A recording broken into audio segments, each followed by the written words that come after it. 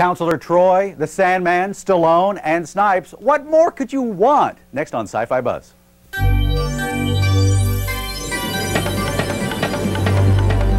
Counselor Troy, report to my quarters. Marina Sirtis joins us on the bridge. Harlan Ellison wonders if he's about to get fired. Buzzing with Neil Gaiman, creator of the truly adult comic Sandman. And the buzz blasts into the future with the Demolition Man himself, Sly Stallone. Science fiction, there are no rules, so you can break all the rules, which appeals to me.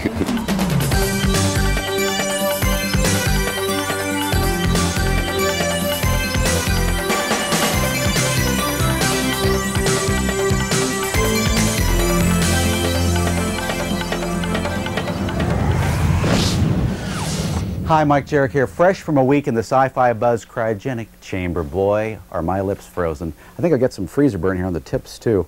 Can you imagine what Walt Disney's going to feel like after decades of being on ice? Actually, all this smoke and mirrors has helped us get on the cryogenic cinematic bandwagon for Demolition Man, a sci-fi film that's sure to be a hit this fall. Okay, now what? Buckle up. Sylvester Stallone has brought in big box office bucks playing modern-day action heroes like Rocky and Rambo. But Sly hits a whole new stride in the sci-fi thriller Demolition Man. Forgetting his bit part in 1975's Death Race 2000, this is the first time Stallone has flexed his pecs in a sci-fi flick. And the experience was so rewarding, he may just go back to the future again. First of all, visually, it's usually more interesting. And you can take liberties in the sense that the reality is not as in check as doing present-day films. And also, you get a chance to dictate what you think the future is going to be. You can create your own, since we have no form of reference to it. Most of the film takes place in the year 2032. The bad guy, played by Wesley Snipes, has escaped from his cryo prison, where he was undergoing sub-zero rehabilitation. Stallone's character, a police sergeant who's also been iced for involuntary manslaughter, is de-thawed and sent out to catch Snipes' character. During the filming of these cryo scenes, the normally tough Stallone felt his bravado was melting. I'll tell you, it's the worst. That, to me, was worse than anything I did in Cliffhanger. There's something about being submerged. And they had the lid on it. The lid was like over 1,000 pounds. And they said, don't worry, our hydraulics never fail. I said, excuse me, how many people have you frozen this week? None, okay? So what do you mean it doesn't fail? My egg beater breaks down. People's toasters go out. What do you mean it doesn't fail?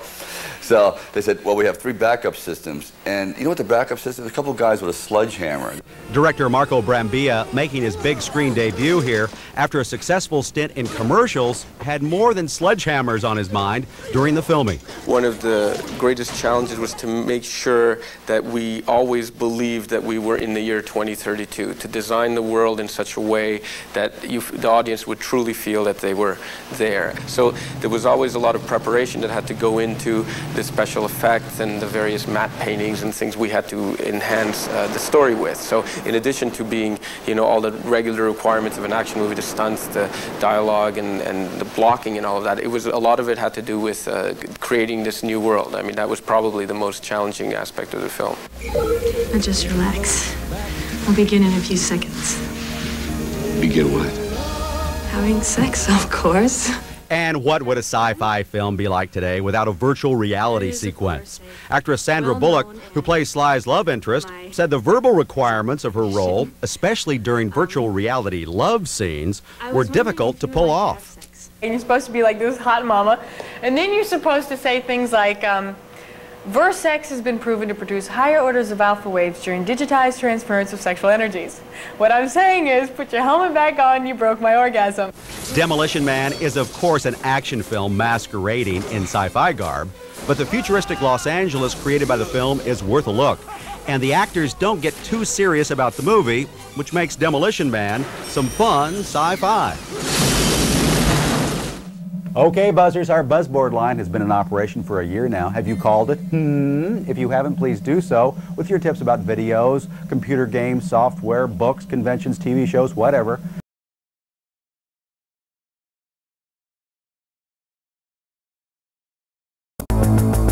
Hey, wake up!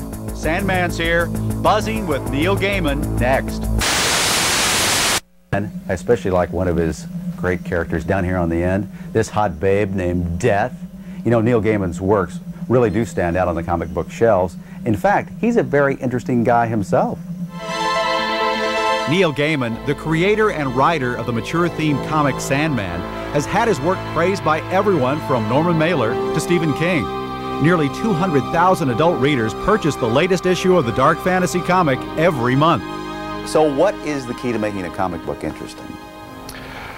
The key to making a comic book interesting, I think, is the same as the key to making any story interesting. You tell a story you believe in. You're primarily an entertainer, but the entertainment is the thing that keeps people reading. You have to keep them turning the pages. If they stop turning the pages and go away and never pick up another one, I failed miserably.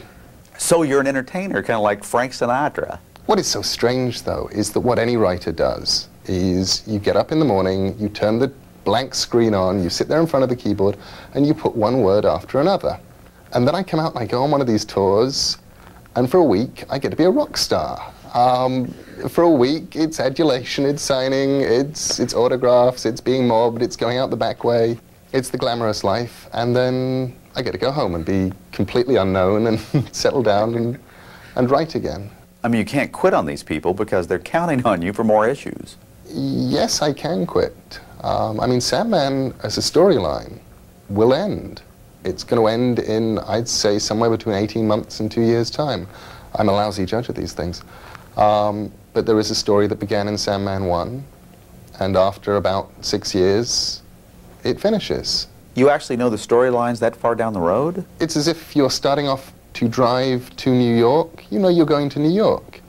You know you'll go through Chicago on the way. What you don't know is where you're going to be stopping and what's happening to you on the way, and you may find that by the time you're ready to get to New York, that isn't necessarily where you want to go. Sandman's century-spanning tales chronicle the lives of the endless, an immortal family with names like Dream, Death, Destiny, and Despair. Drawing heavily upon mythologies, the comic book allows Gaiman to explore contemporary issues like AIDS. Now, Norman Mailer says Sandman is a comic book for intellectuals. Would you agree with that? I don't think it's a comic book for intellectuals. That kind of implies that people who aren't intellectuals couldn't read it or enjoy it. Well, I think Sandman is a comic that can be read and enjoyed by an awful lot of people. But it's written for, it's not written for kids. And it's written for people who can read, who are literate. Why do you choose comic books as an outlet for your creativity? As far as I'm concerned, comics is wonderful because it's an area, it's got immediacy, it's got visuals, you have a level of control over the way somebody reads it that you don't have in prose. You can get a density that you don't have in prose. And it's fun.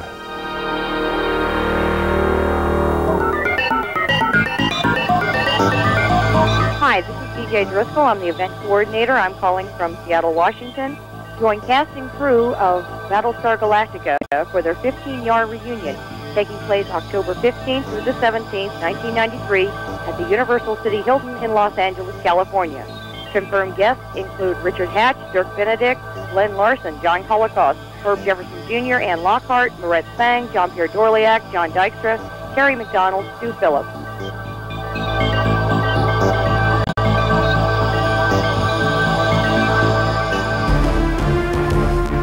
There's a lot going on at Bethesda Softworks. This month alone, the company will be releasing not one, not two, but 3 new MS-DOS computer games. First up, and just out, there's Terminator Rampage, the latest addition to the popular Terminator series. The game has all new weapon systems and a full rotational battle engine. The objective is to battle the defense forces of the Skynet orbital platform. The player's main mission is to now destroy the machine that terminated man. Heading to stores next week is Delta V, a battleground for genetically enhanced humans. Bringing a new type of virtual reality to personal computers, Delta V has players flying down landscapes at speeds where mistakes are paid for in blood. Finally, late October will bring the release of The Elder Scrolls, Chapter 1, The Arena. The The game will give fantasy role players a new combat engine that allows you to do anything you would do in a fight, in real time.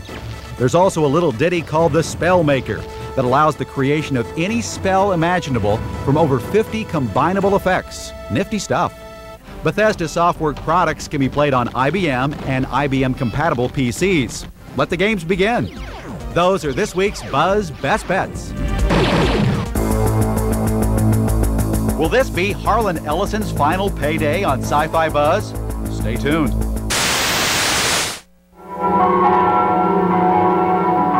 "70 years ago, a Hollywood character actor named Lon Chaney shot to international stardom with his riveting portrayal of a deaf bell ringer.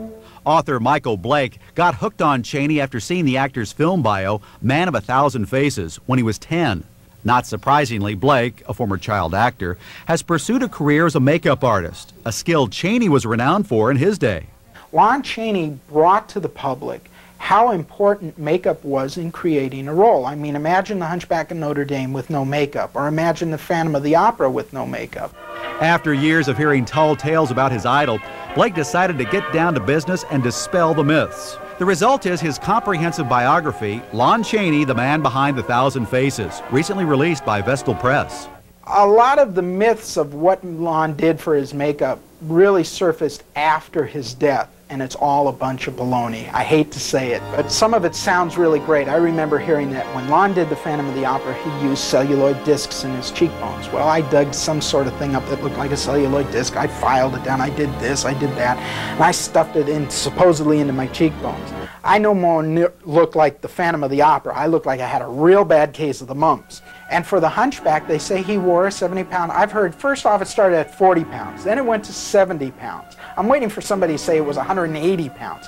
It's not true. It was made out of plaster of Paris. It was not made out of rubber. And it weighed no more than 20 pounds. But it takes nothing away from the master of the makeup. It just simplifies it a lot. Born to deaf parents in Colorado Springs, Chaney began his theatrical career as a prop boy at the local opera house. But to the dismay of loyal fans like Blake, until recently the town had never honored their native son. His hometown has tended to shun him, tended not to remember his memory. When I was up there doing research on the book, they had no monuments built to him. They didn't name a street after him, nothing. And I wrote a letter while I was up there on some hotel stationery to the mayor, walked it over, and a couple of weeks later got a call from somebody in the city public relations department. And we wound up getting the Lon Chaney Theater dedicated for him in the city auditorium. Well, how are you today, Tommy? Oh, I'm feeling fine, thank you. Chaney died at 47 at the height of his career, having just starred in his first talkie, The Unholy Three. His only son, Creighton, later known as actor Lon Chaney Jr., once recalled the mood in the film community upon his father's death. Creighton once said, shortly after his father's funeral, he said, everyone showed up, the studio shut down for a moment of silence, and then they all went back to work and forgot my father. Today, with selfless determination, Michael Blake continues to reclaim respect and understanding for his hero, Lon Chaney. Maybe I won't take the shot. Listen, this might be my last commentary. I was hired to do 26, and this is 26. I got a little problem, a little ethical problem, and I figured you ought to know about it. It seems to me that the people that you spend your time watching, whom you honor with your attention, whom you in some small way deify, ought to be fairly straight with you and ought to tell you where their weaknesses lie. A number of years ago, I was working on Twilight Zone, and I walked off the show. I did a show that was about racism and bigotry. CBS wouldn't shoot it. They said it would offend people. I said, who, the racists and bigots? If there weren't any racism or bigotry, we wouldn't have to do a show like this. Well, they didn't do it, and I said, that's it. I can't work for you. I can't work for people I can't respect. And I motored. Now, you got to understand something about it. Apart from this network and this channel which hire me, I'm basically hardcore and employable, and I walked away from a $4,000 a week job. And I did it because, not because I'm such a great, honorable person, but because my gut would not let me stay there. I couldn't work there. Well, I now find that situation assailing me as regards this channel, which is owned by the USA Network. And it has something to do with the blurring of reality and fantasy, which is very much what we talk about on this show. What's real? What's imagined? You know, the Sci-Fi Buzz will show you the way they do special effects, and you'll see that it's not real. But when you go to a theater, you think it's real. In August, USA Network did a film about the relationship between Bobby Kennedy and Marilyn Monroe. Now, understand something. I have no brief one way or the other. I never knew Bobby Kennedy. I never knew Marilyn Monroe. I don't really care about it. I don't really care whether they went to bed or not. But I think that the movie they did was awful. I think it was miserable to do such a film because it put them in bed. No one knows whether they went to bed. And like many of these docudramas, they fabricated history. There was a piece, it's right here, it was in TV Guide. They asked the director, Brad May, who oddly enough was the director when I did Grandma, the Stephen King show on Twilight Zone. Brad May, that was his first job. I directed along with him there. Brad May says he saw nothing wrong with inventing things about historical figures for Marilyn and Bobby, her final affair. Quote, I think it's fair game. They're public figures. God knows it may be crossing the line a bit, but I think that's okay. You think that's okay? No, it's not okay, Brad. Now, Brad Kay's just a director. See, and most directors, I'm not Brad. Brad's a very nice man. I like Brad. But most directors have the intellectual capacity of an artichoke. But this was something that was done by the USA Network. Brad May was a hired gun. The actors who played in it, they were hired guns.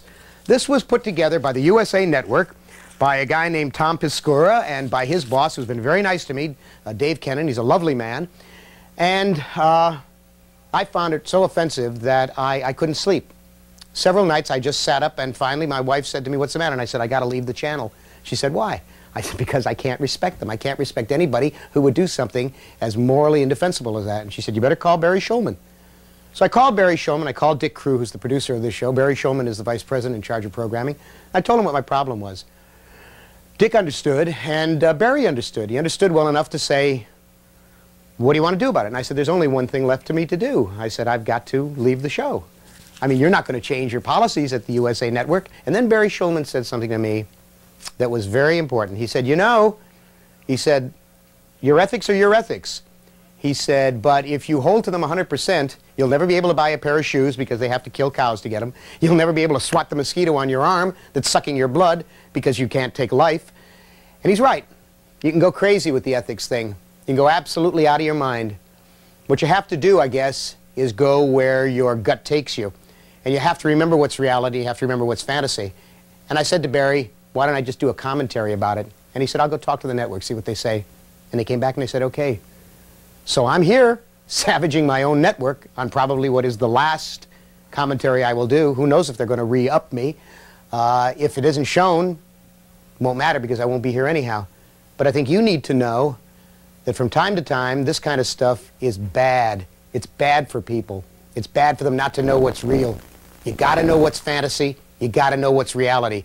We deal in fantasy on this channel, but by God, we know what's reality.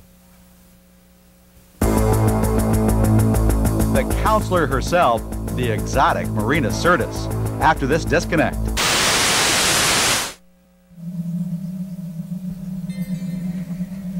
Hey, Buzzers, come on in here. I got a quiz for you. Okay, who am I talking about? Her mother is a Betazoid telepath, but she is a Betazoid empath. Her father is human. Who is she? That's exactly right. She's Deanna Troi. And as I found out, Marina Sirtis, who plays Counselor Troi on Star Trek The Next Generation, well, she is just as exotic in person as her character is on screen. Deanna, after I've served for 6 months, I'm eligible to bring family aboard. If we got married. If Star Trek had a queen of heartthrobs, it would have to be Marina Sirtis as Deanna Troi. With those exotic looks she got from her Greek grandparents and that sexy accent from her homeland, England, she's captured control of many a hot-blooded Star Trek fan. I've worked hard to make a life for myself on the Enterprise. I'm happy here. But in 1986, Marina Sirtis was a scared and lonely 26-year-old on her way from England, where she was born, to America, where she was going to try to make it big in Hollywood. How Marina has changed. On the plane over to Los Angeles, I was in tears the whole time. As the plane took off, I thought, what am I doing? I'm going to a country, I don't know anybody, nobody knows me. I could disappear into the woodwork, and all this has been for nothing, and I'm leaving a decent career behind in England. He tried to escape. The force field sent him into neural shock. Amazingly, only 6 months after Marina Sirtis came to Los Angeles from England, she was offered the role of Counselor Troy on Star Trek: The Next Generation. She was one of the few people in the television-watching universe who had never seen the original Star Trek on TV. It wasn't one of the things that I grew up with. So when I got the job, I was thrilled, obviously, but I didn't realize how important the whole thing was. Today, Marina doesn't have to be nervous. She's got a hit TV series and fans who adore her. She loves speaking at Star Trek conventions. I think you become an actress or an actor because you want some kind of recognition. There's maybe something lacking in your personality, I don't know, but you want to become well known. Otherwise, you'd act in your bedroom in front of the mirror. Sorry, guys, but last year Marina got married to her longtime boyfriend, rock musician Michael Lamper. Marina Sirtis is now a far cry from that teary-eyed damsel in distress who flew here from England just 7 years ago. You're not serious. Well, it's for real. Paramount has confirmed that this is the last TV season for Star Trek: The Next Generation. Can you believe that? Oh, man. I guess they phasered them out. I don't know why I'm joking. This is a serious matter. In fact, in the next couple of weeks, we're going to go over and talk to the executives at Paramount and find out why they made this decision. Come on, guys. Next week, The Buzz will take you to the World Science Fiction Convention in San Francisco. How Biker Mice from Mars became a TV series, and some cutting-edge fun that's definitely fantastic. Hi, Mike Jarek, reminding you to tell your friends if they don't get the Sci-Fi channel, have them call their local cable operator, and let's get these people into the 21st century. See you next time. I'm Christopher Lee. Join me weekday evenings all through October as I host Mummy Week, Dracula Week, Frankenstein Week, and Wolfman Week. Classic Monsters Month, only on the Sci-Fi Channel.